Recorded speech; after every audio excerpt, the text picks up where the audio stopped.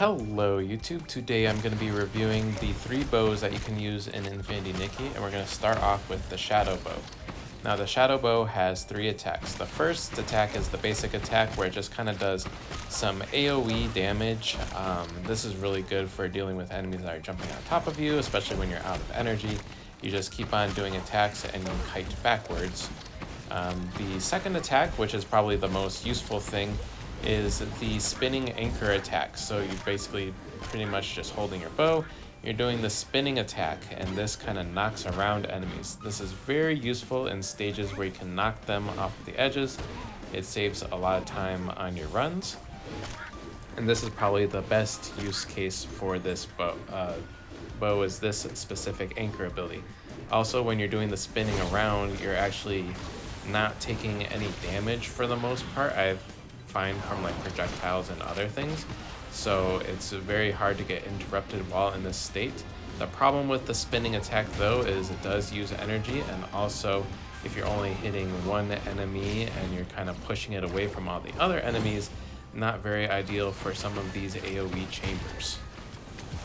As for the final ability, you do like a little anchor slam, and I have found this ability to be completely useless because it's supposed to stun enemies or something, but I have not seen that at all, and it doesn't really work on air units. And this bow struggles dealing with air units, so I find that most of the times you just want to do charge attacks when dealing with air units after you're done cleaning up all the ground units. The second bow I'm going to be talking about is the Shroomling Zephyr bow. Its auto attacks home in on the target, and they are very slow, but there are some abilities to beef up the auto attack, which I will talk about a little bit later. The abilities on this bow include the mushroom abilities, so you can lay down mushrooms between doing some shots, and this acts like a little bomb, so if the enemies are kind of following you, then you just kind of lay down this trail of bombs, and once an enemy collides with it, the bomb will go off and hit them. This is kind of useful for the playstyle where you're just kind of shooting and kiting backwards.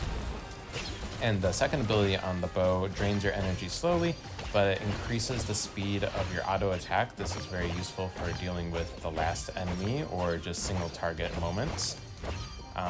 I really like this bow because just within its kit altogether, it has a nice use of AoE and also single target.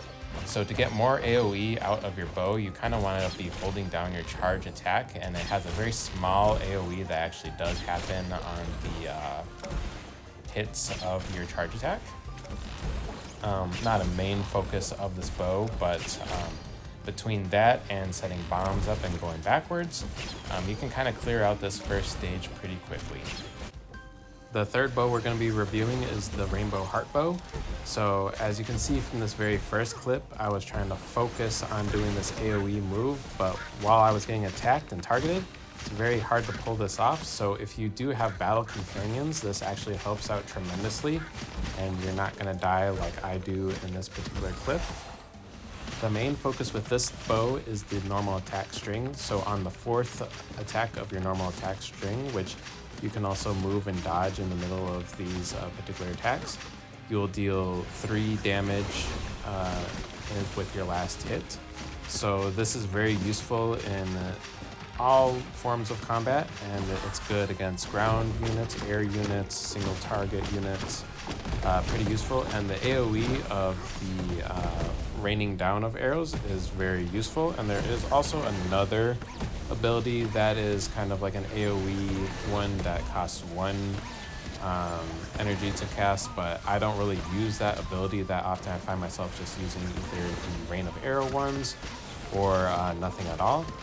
Also on the Rainbow Heart Bow, there is the healing ability, so if you are getting beat up too bad, you can use some of your energy to heal some of your hearts, which you know, if you're not that good at dodging all of the attacks and everything, that could be helpful for you. I have not unlocked that on my Heart of Infinity, unfortunately, so I cannot tell you how good that is or not, but I think overall this is the most versatile and the best bow of the bunch.